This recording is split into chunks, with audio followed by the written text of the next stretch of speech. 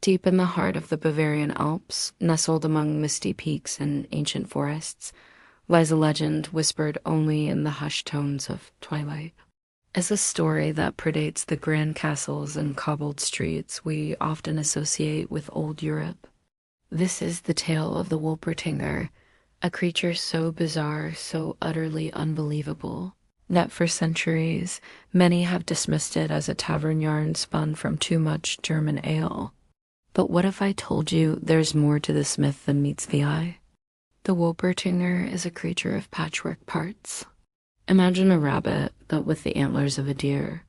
Now give it the wings of a pheasant and the webbed feet of a duck.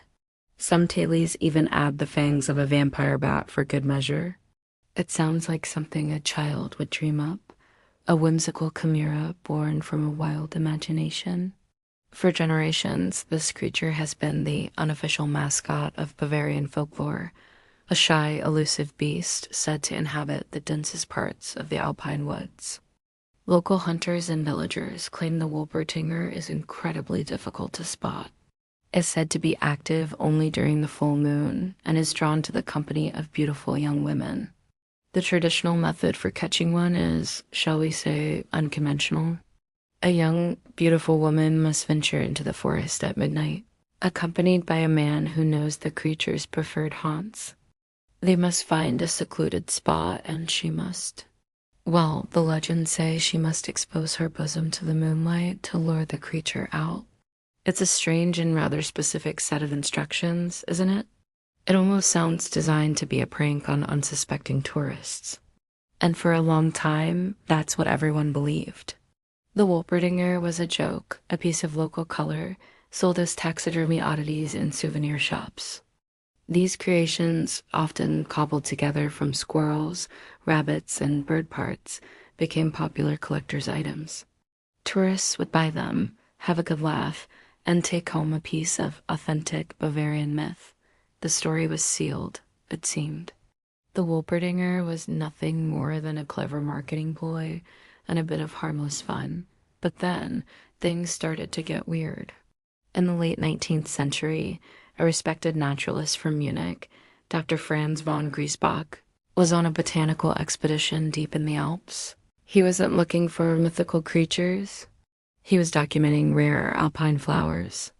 One evening, as dusk settled, he was sketching a particularly vibrant species of gentian when he heard a rustling in the undergrowth.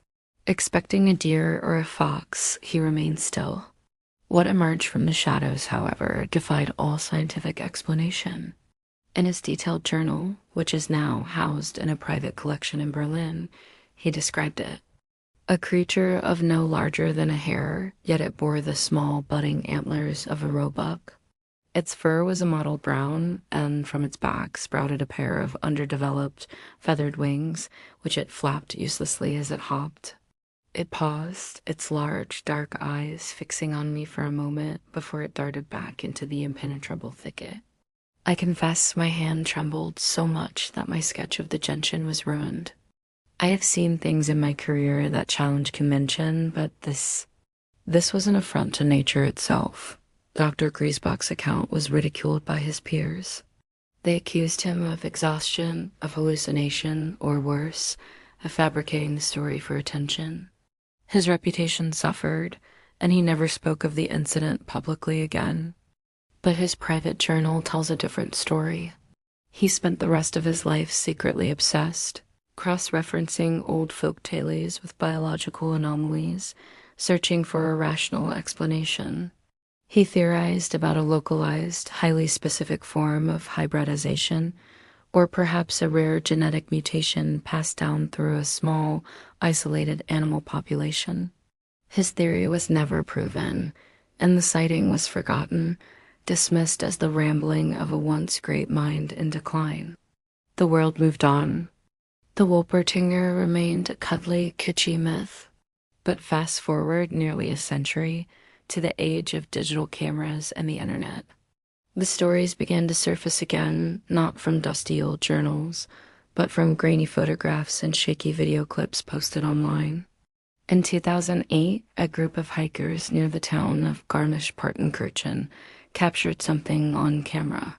They were filming this scenic landscape when one of them noticed a strange movement near a rocky outcrop.